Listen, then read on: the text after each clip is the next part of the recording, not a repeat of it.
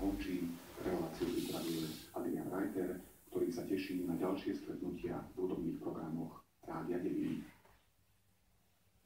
Na rozhraní 1. a 2. tisícročia na našom území vznikol uhorský štát. Vznikal, ako je to v dejinách zákonité, ťažko, krvavo, v strete mnohých politických a osobných záujmov. Okolnosti jeho vzniku dramaticky zobrazuje pôvodná rozhlasová hra Vigília kráľa Štefana. Tu ide o kniežatstvo a ty chceš loviť paroháča. Ide mi o kniežatstvo a preto idem uloviť knieža. Ako vravíš, odbojné, úderné knieža. A ty v tom pomôžeš. Mojmír Grom, Vigília kráľa Štefana. V Rádiu Devín, dnes o 22:30.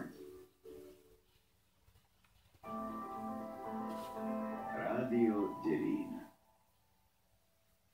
Milí poslucháči, z dejín literatúry sa dozvedáme, že mnohí spisovatelia s dobre vyvinutým zmyslom pre humor boli nieraz lekármi.